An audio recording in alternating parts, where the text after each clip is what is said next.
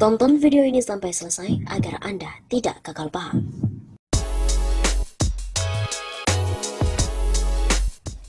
Halo Sobat 651 Safa, kembali lagi bersama dengan kami untuk mengulas fakta-fakta perpolitikan dan juga informasi terkini di tanah air. PDIP bisa kalah, Megawati tidak akan rela Jokowi wakili Prabowo di Pilpres 2024.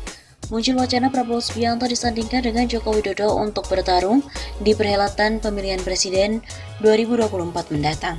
Bahkan, beredar selebaran deklarasi dukungan pada keduanya. Sejumlah kalangan berpendapat hal tersebut mustahil terjadi terlebih saat ini Prabowo merupakan anak buah Jokowi di pemerintahan. Pengamat politik M. Kodari menyampaikan Jokowi nampaknya tidak akan mungkin menjadi wakil Prabowo. Jika dalam hitungan politiknya, PDI juga tidak akan sudi kader bintangnya dijadikan nomor 2 pada Pilpres 2024 mendatang. Karena kalau pasangannya adalah Prabowo Jokowi, maka yang akan menjadi pemenang pemilu legislatif adalah Gerindra, partai yang didirikan dan dipimpin oleh Pak Prabowo. Posisi PDIP sebagai partai pemenang pemilu akan turun, bergeser karena kalah populer oleh Partai Gerindra, ucap Kodari pada Minggu 16 Januari. Dia juga menambahkan PDIP akan menjadi kendala besar jika pasangan calon Prabowo Jokowi itu maju dalam pertarungan Pilpres mendatang. Sebab PDIP sejauh ini masih ingin membangun skenario tunggal dengan mengusung paket pasangan Prabowo Puan Maharani. Karena apa? Kalau Prabowo Puan, maka yang akan menjadi pemenang pemilu legislatif adalah Partai Gerindra. Ketua Umum PDIP Megawati Soekarno Putri tambah Kodari tidak akan rela menempatkan Jokowi di posisi kedua. Hal itu akan menjadikan Partai Banteng Moncong Putih itu akan turun derajatnya dikangkangi oleh Gerindra. Jadi apakah bisa atau enggak? Tanya dengan Bu Mega. Tapi saya menduga Bu Mega cenderung tidak mau. Karena apa?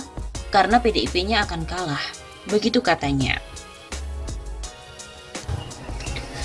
Anggota Komisi 2 DPR RI Muhammad Rifki Nizami mengatakan terkait dengan munculnya opini menduetkan Prabowo sebagai presiden dan Joko Widodo sebagai wakil presiden pada Pilpres 2024.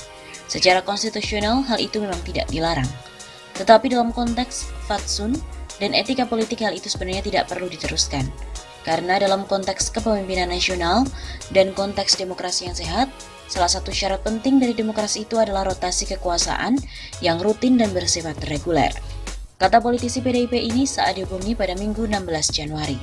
Rifki menyebut rotasi kekuasaan itu bukan hanya untuk membatasi kekuasaan agar tidak terjadi penyalahgunaan atau kesewenang-wenangan, tetapi pada pihak yang lain ingin melahirkan satu kesempatan yang lebih luas kepada warga negara untuk kemudian menduduki jabatan tertentu dalam konteks presiden dan wakil presiden.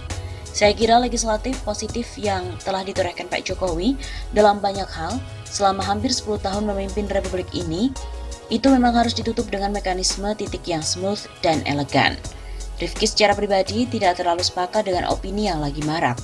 Saya kira Presiden Jokowi juga beberapa kali mengatakan penolakannya terkait dengan misalnya ide memperpanjang masa jabatan, termasuk memungkinkan amandemen konstitusi untuk menambah periodisasi menjadi 3 periode. Hal yang sama juga beliau tidak sepakat jika diposisikan sebagai cawapres pada 2024. Sebelumnya muncul Sekretariat Bersama atau Sekber Prabowo Jokowi yang mendorong agar kedua tokoh tersebut maju berpasangan di Pilpres 2024 mendatang. Kami dari Sekretariat Bersama, Prabowo Jokowi mendorong Bapak Prabowo Subianto calon presiden dan Bapak Joko Widodo calon wakil presiden, kata Ketua Koordinator Sekber Prabowo Jokowi, G. Gisel saat deklarasi Prabowo Jokowi di Jakarta Utara, Sabtu 15 Januari yang lalu.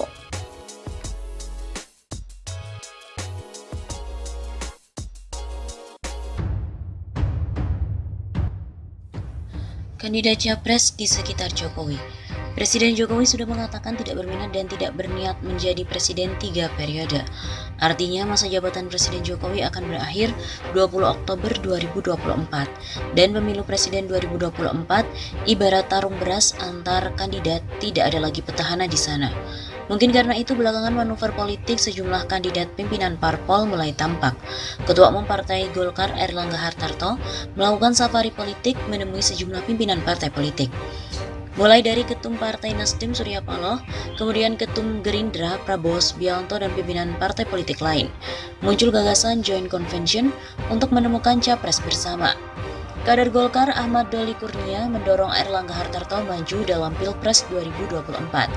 Begitu juga dengan Gerindra yang mendorong Prabowo Subianto dengan elektabilitas survei yang tinggi untuk maju lagi dalam Pilpres 2024. Ketua KSP Jenderal Purnawirawan Muldoko pun ikut mulai bermanuver.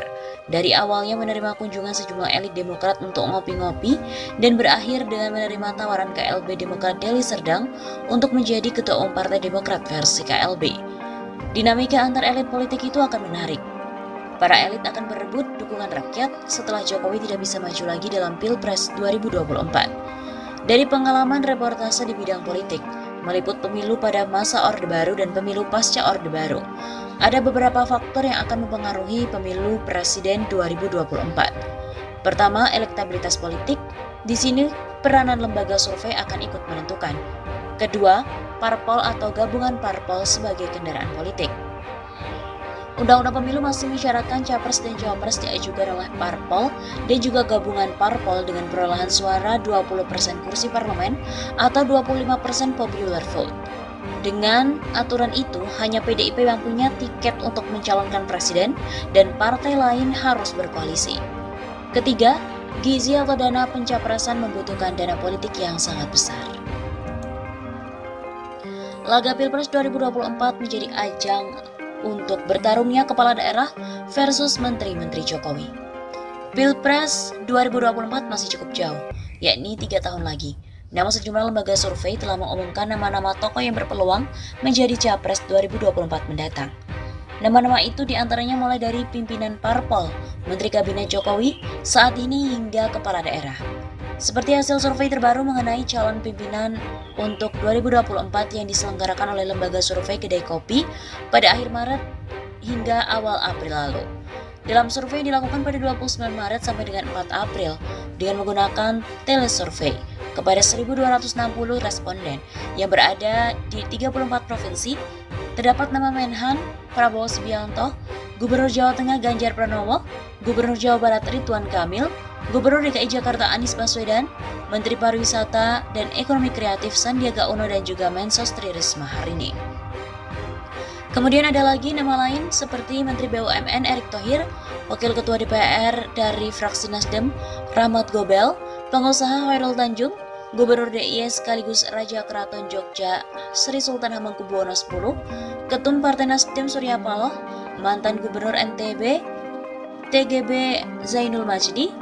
Selanjutnya juga ada Ketua DPR Puan Maharani, mantan Panglima TNI Gatot Nurmantio, mantan Menteri KKP Susi Pujiastuti, mantan Gubernur DKI Jakarta Basuki Cahayapurnama, serta Ketum Partai Demokrat Agus Harimurti Yudhoyono. Dari deretan nama tersebut paling banyak berlatar belakang kepala daerah dan juga menteri. Mungkinkah kandidat Pilpres 2024 nanti akan mereka yang kini menjabat kepala daerah bertarung melawan menteri saat ini? Kalau bicara kemungkinan di politik, semua adalah memungkinkan. Hanya kemungkinan itu menemukan jalan politiknya atau enggak. Termasuk kemungkinan kepala daerah versus Menteri Jokowi pada Pilpres 2024. Ini sangat memungkinkan karena ada beberapa kepala daerah yang potensial maju capres dan beberapa menteri juga maju dalam Pilpres. Ujar pengamat politik dan juga Direktur Indo Strategy Research and Consulting, Arif Nurul Imam.